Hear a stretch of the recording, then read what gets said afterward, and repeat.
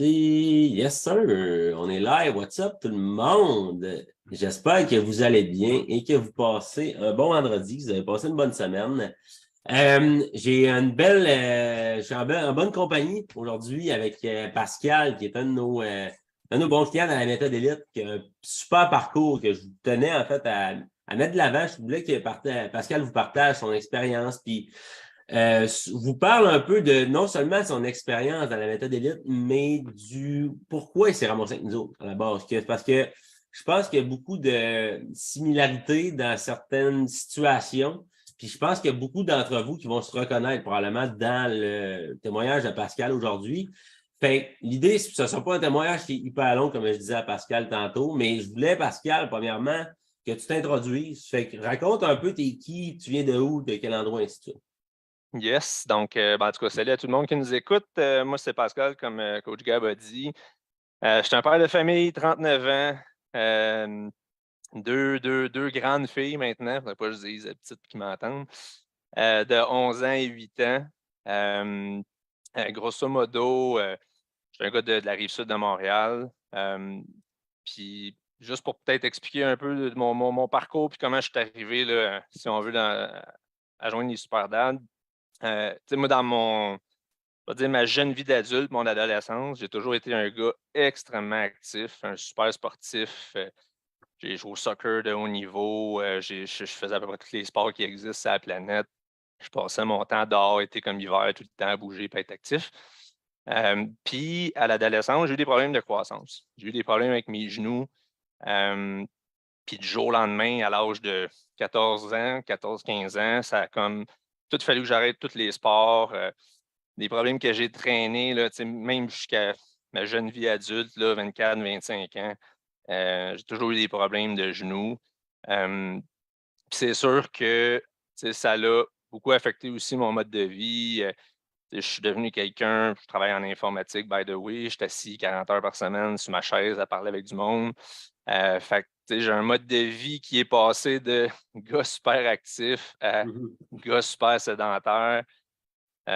Qui bouge pas, qui bouge plus. J'ai eu des problèmes de dos à travers ça, problèmes de genoux, problèmes d'épaule. Puis ben là, je me suis retrouvé à un moment donné, fin trentaine, puis quand je m'écoutais parler à mes chums ou à ma famille, au monde de mon entourage, qui me demandaient: Tiens-tu faire ça, viens-tu faire tel sport avec nous? Ça te tente de t'inscrire assis? Ça te tente de faire ça? Puis la réponse que j'avais, c'est: Ben moi, je peux plus, je suis scrap.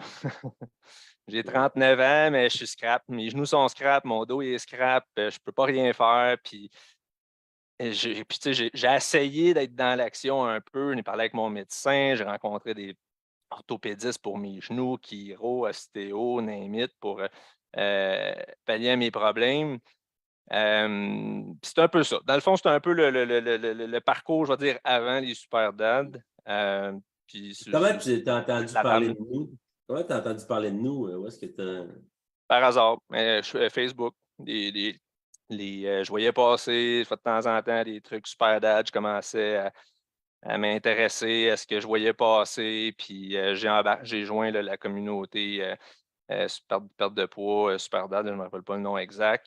Évidemment, l'algorithme Facebook étant, j'ai commencé à, à voir de plus en plus de passer de trucs en lien avec pour la perte de poids, etc. J'ai toujours eu tendance à remettre à plus tard, de me dire à un moment donné, mais je suis rendu là, Tu me je vais disais le que tu as des faire. problèmes de Puis, genoux, mais là, ton poids, ta condition physique, si tu avais à décrire quand tu as commencé le programme, tu étais où, là, physiquement? juste pour mettre des chiffres clairs, 225 livres, 30 30 quelques pourcents de masse graisseuse. Mhm. Puis ça, c'est dans le fond, 1er décembre 2022. Donc, ça fait 4 mois bientôt là, que j'ai joint la Puis, méthode. puis, tu sais, les conséquences que ça avait dans ta vie de tous les jours, dans ton quotidien avec ta famille, c'était quoi tu sais, ton surpoids, ton institut, comment ça se représentait Ben, dans ta vie? l'affaire que je ne voyais pas comme un problème à l'époque, même si je l'ai toujours su, mais ça faisait de moi quelqu'un qui était jamais willing de faire quoi que ce soit. Tu sais. On fait du camping, nous autres, je fais un peu de pêche, on est souvent dehors quand même, mais tu sais, on est en camping quelque part, ma blonde, hey, on va-tu faire une randonnée, on va-tu monter une montagne, on va-tu faire ci, on va-tu faire ça? Ah non, OK, on va prendre le petit chemin le plus court parce que tu sais, j'ai tout le temps mal. Puis, Fait que, ça m'a comme mis dans la tête que si je ne pouvais pas bouger, je ne pouvais pas être actif parce que mon corps n'était pas capable. Alors qu'aujourd'hui, je peux peut-être te dire que Ben mon corps là, n'était pas capable justement, parce que je n'étais pas actif, mais en tout cas, ça, c'était un fait. parlons-en justement, là, parce que là, tu nous as raconté de où est-ce que tu étais, ton historique. Merci en passant du recap. Je pense que ça fait. Je pense que je suis convaincu qu'il y a certains gars qui se reconnaissent là-dedans. Puis là, maintenant, parle-nous du cheminement que tu as fait dans les 4 derniers mois. Qu'est-ce qui s'est passé? Quelle expérience tu vis? Quels résultats tu as eu, et ainsi de suite. Ben, un des premiers déclics que j'ai eu, c'est mon physio, justement, parce que j'ai oublié de le nommer dans tous les spécialistes que j'ai vus pour mes problèmes. C'est un de mes chums de l'école du secondaire de longue date. Puis, c'est lui, à un moment donné, qui m'avait comme un peu confronté sur le fait que, tu sais, oui, j'ai des problèmes de genoux, oui, j'ai des problèmes de dos, mais tu sais, mes muscles sont tu sais, j'ai zéro, j'ai aucun tonus, tu sais, au niveau de mes jambes, au niveau de mon corps. Tu sais, fait que lui, c'est lui qui m'avait au début dit, tu sais, man, traîne-toi, tu sais, va lever de la fonte, va pousser, tu sais, va te faire des jambons, va commencer à solidifier les muscles Mhm. alentour des régions tu sais, que tu as de la misère. C'est sûr que Ouais. ça va t'aider. Tu sais. Fait que ça a été au début la graine, je dois dire, là, qui a semé un peu dans ma tête le fait qu'il serait temps que je me botte le cul et que je bouge. Puis c'est sûr que là, ben, évidemment, depuis ce temps-là, ça a été révélation après révélation. Bon, j'ai eu les discussions avec vous autres, avec la gang des Super Dads. J'ai décidé, fuck, il faut que j'embarque, il faut que je fasse quelque chose. Puis surtout, tu sais, mon frère, il est kin, tu sais. Ah ouais? Puis j'ai souvent eu des discussions avec mon frère, mais moi, en tout cas, moi, je suis le même. Je suis pas quelqu'un qui a de la facilité à se fixer des objectifs. Même, je vous en ai déjà parlé. Toujours pensé que moi, la discipline, c'était pas quelque chose qui faisait partie de mon ADN, comme si, tu sais, je veux dire, j'ai juste pas eu ce package-là à naissance. C'est juste pas dans moi. Fait que, tu sais, j'avais besoin de quelqu'un pour créer une forme d'imputabilité. Puis je savais que mon frère, ça allait pas être la Ouais. bonne personne pour ça. Ben, Ouais, ouais. j'aurais été capable d'y en passer une puis un autre. Fait qu'en tout cas, bref. Ça pour dire que quand j'ai décidé au début d'embarquer dans les Super Dads, c'est parce que je voyais une forme de commitment là-dedans. Le fait d'avoir un coach à qui j'avais des comptes à rendre, je le savais, me connaissant que moi, c'est quelque chose que j'avais besoin. Moi, juste me fixer mes objectifs tout seul puis penser y arriver, je voyais ça comme un coup d'épée dans l'eau. De savoir que j'étais imputable de quelqu'un, que j'avais des comptes à rendre, que quelqu'un qui carait de toute façon pour mon cheminement, mon processus, puis qui demandait des nouvelles, qui me suivait, que ça faisait partie de toute façon intégrante du cheminement. Moi, j'ai vu ce volet-là vraiment comme un facteur clé dans ma décision. Puis là, ben écoute, c'est sûr que plus j'ai progressé dès le début, en fait, ce qui a été une des plus grandes révélations pour moi dans toute cette aventure-là, c'est pas tant l'aspect physique. En fait, oui, l'aspect physique est important. Tu sais, je peux vous le dire, je suis super fier de ça. De toute façon, ça risque d'être une de tes prochaines questions. On est 4 mois plus tard, j'ai 30 livres de perdu. Je tourne autour du 22 de masse graisseuse. Je me regarde dans le miroir, puis j'en reviens pas du chemin que j'ai parcouru en aussi peu de temps. C'est juste hallucinant. Mais la plus grande révélation dans tout ça, c'est tout le travail d'introspection. Tu sais, les Super Dads, c'est pas juste un programme de perte de poids. Je le voyais comme ça au début, honnêtement. Ouais. Mais avec la recul, aujourd'hui, je me rends compte, tu sais, chacune des sphères de ma vie, la sphère physique, la sphère personnelle, la sphère professionnelle, relationnelle, familiale, c'est toutes des prises de conscience, des objectifs que je me fixe dans chacune des sphères. J'avance, je m'améliore dans chacune de ces sphères-là, puis ça rejaillit sur vraiment toutes les sphères de ma vie.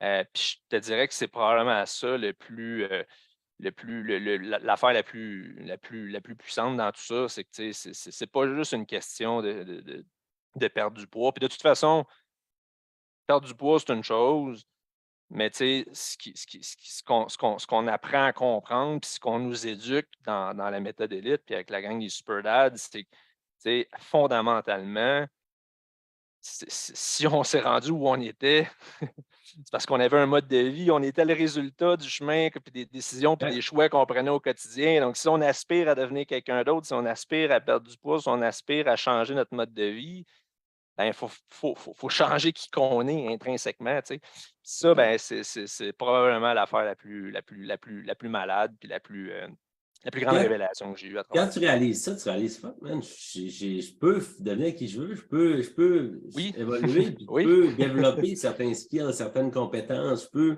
devenir vraiment le super que je veux être. Puis c'est ça, je pense qu'on essaie tellement de chercher la solution à travers des plans d'entraînement, à travers des diètes, mais si c'était vraiment ça la solution, ben, les taux d'obésité ne seraient pas en augmentation encore, parce qu'il y a rien que ça sur Internet. C'est clair, exactement. Puis, tu sais, de me rendre compte aussi que, Chris, tu sais, dans le fond, les espèces de barrières puis les limitations que je me mettais, ben, c'est moi qui m'y mettais, tu sais. C'est moi qui s'étais convaincu moi-même que moi, je ne suis pas capable de me fixer des objectifs.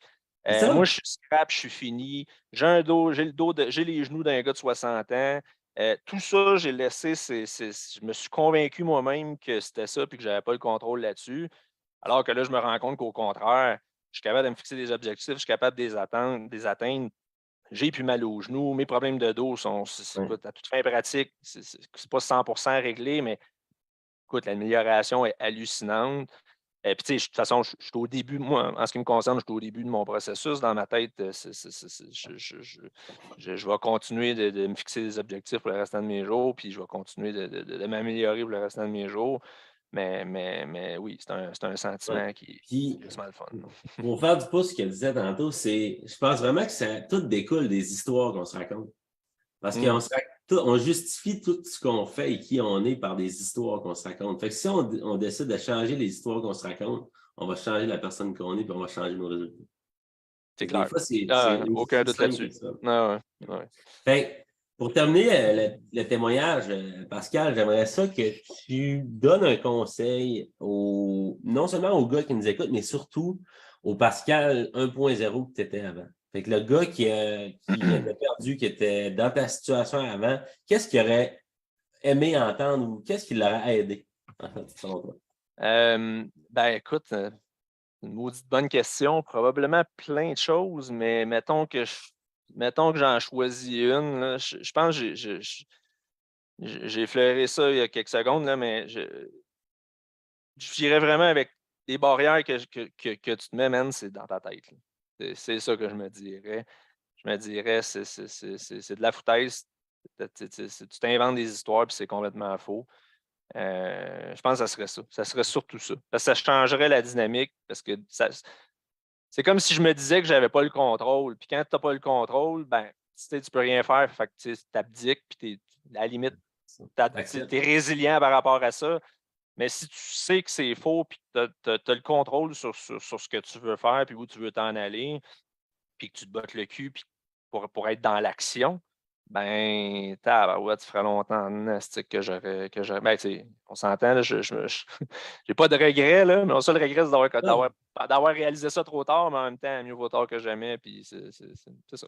C'est ce que je me dirais si je pouvais me reparler il y a 5-10 ans, mettons. Merci, Pascal. C'est vraiment super apprécié de t'entendre, de t'écouter, de parler de ton cheminement. Puis, tu sais, pour tous ceux qui nous écoutent, inspirez-vous du cheminement de Pascal. Ça me fait réaliser que, tu sais, des gars comme vous, Pascal c'était un gars comme vous.